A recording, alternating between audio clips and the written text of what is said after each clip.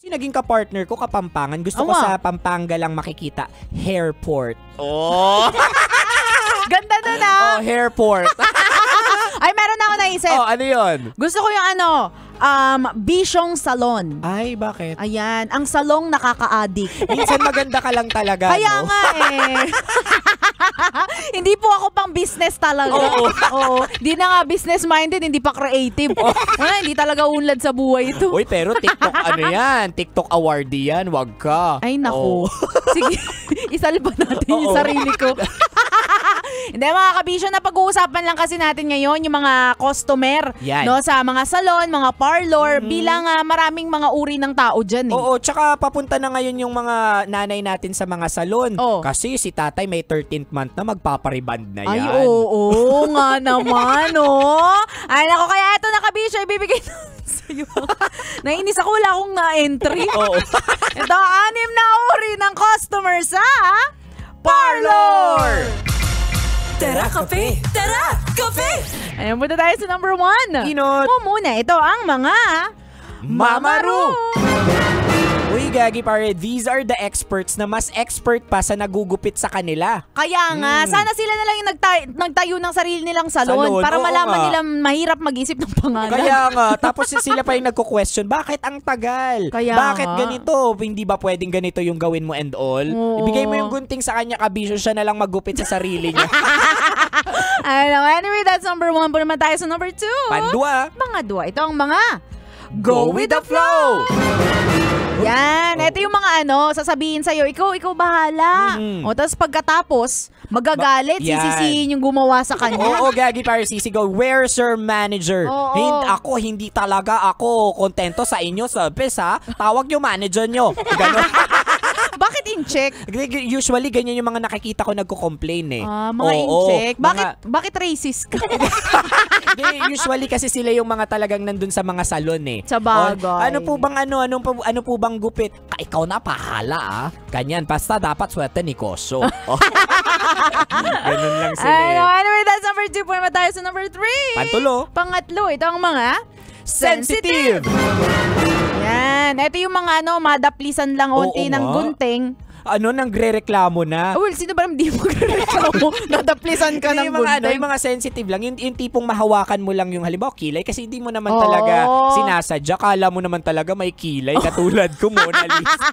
Sa bagay, o kaya naman yung papapihitin mo lang ng unti yung ulo niya sa kaliwa. Kakaliwa. Magagalit siya. Sabi niya, hinihilo mo ako. Ay, grabe. Tapos yung mga wag mo nga pinapaikot yung ulo ko sa taas. Sa taas o sa baba? Sa baba. Iba pala. Mali yung punchline na.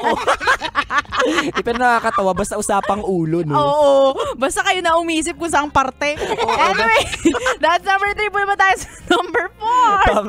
Pangapat. Ito ang mga malilikot.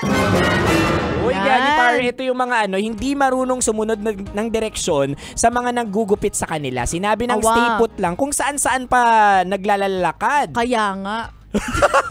Parang ikaw to eh. Kapag nililinisan ka ng kuko, tapos naglalakad, pwede po bang mag-CR? Uy, Gagi pare, alam mo, binabackstab ka na nung mga nag-aayos. Ito na naman si DJ Robin Sena. Ako binabackstab?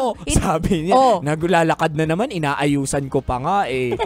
Sure ka ba? Sige, sasabihin ko na rin sa'yo yung binabackstab sa'yo ng mga taga-create salon. Ano sabi? Sabi nila, ano ba naman to? Yung kulot na naman yung isi-straight natin. Mag-overtime na naman tayo. Ilang oras kasi nakaupo sa salon to. Grabe yung, wait lang, tawang-tawa.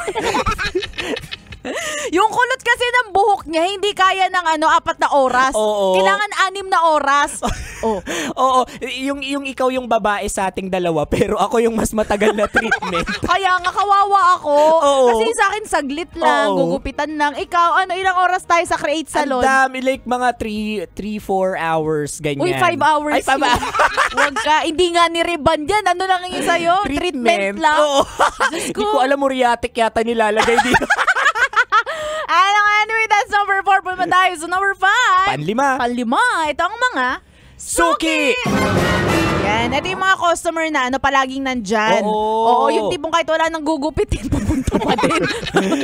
Wala nang book. Sige, gupitan mo pa rin ako. Oo. Hindi, pero ang hanap lang talaga nito ay mga kausap. Awa. Diba? Dito natin mapapatunayan na iba pa rin ang kultura ng Pilipino, no? Tutu. Kapag nasa salon tayo. Oo. Yung kultura chismis. ng pagmamarites. Yan, pagmamarites. Diba? Sa salon mo lang malalaman na si Kapitan pala ay naging jowa nung SK. Anyway, that's number 5. Puno mo tayo sa last but not least, number 6. Pang-anom, ito ang mga mapilin! Ayan, ito yung mga sinabihan na huwag magpapareband kasi sirang-sira na yung buhok nila. Lalong masisira pag tinuloy. Diba? Sila yung mga mapilit pa and all. Kaya ngayon, makikita ninyo yung mga buhok niyan, kala nila layered. Pero hindi lang talaga pantay kasi nagkakat na sa gitna. Marurupok na. Ay, nako. So, yun nakabisyo ang 6 na uri ng mga customer sa parlor. Sana kahit di ka nakakabisita sa parlor, nakarelate ka sa mga to. Legit yan. Baka kasi wala silang pera. Ay, oo nga. Pang parlor. Magkano rin kasi parlor ngayon? 500, diba? Totoo. Kung wala kang pang parlor, paulit-ulit. I-announce namin ang maswerteng nanalo sa... Tuto, scan, hanep sa premyuhan. Tuto, scan, saya ng samahan sa Love Radio Fan Scan. The Super Scan. Fan Scan. Fan Scan. Ayan, dahil holiday next week, tas feeling galante tayo. Yes! Dalawa ang mananalo ngayon sa ating Fan Scan. Gagi par, legit yan. Hindi kasi sabi nila hindi isa lang kaya nyo. Kaya ngayon. Huyo kayo ngayon sa amin, dalawa. Kaya eto na nga, congratulations, nanalo kayo ng 500 pesos! Dalawa.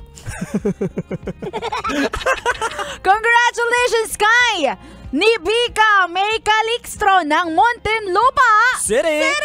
Nibika ha. Yan yung number 1. Yung number 2 nanalo si Christine Garcia ng Valenzuela. Yan, City! Nako, hintayin nyo ang tawag ng isang Love Radio representative para maklaim ninyo ang 500 pesos ninyo. Congratulations sa inyo. At kung ikaw naman kabisyo na nakikinig, ikaw na maganda at Yun, pogi. ikaw yun.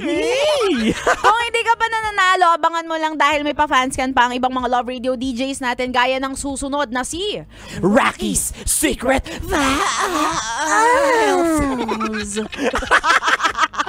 Kami makakasama mo sa Lunes na ulit. Lunes na. Kakapagod mag-react. Simula alas 11 ng umaga hanggang alas 3 ng hapon, nabigyan pa kayo ng mga signs, tips at skits sa buhay-buhay. Muli na si Sir pinakamagandang probinsyana, DJ Robin Shena. Your Uragon Broski, like super legit and all.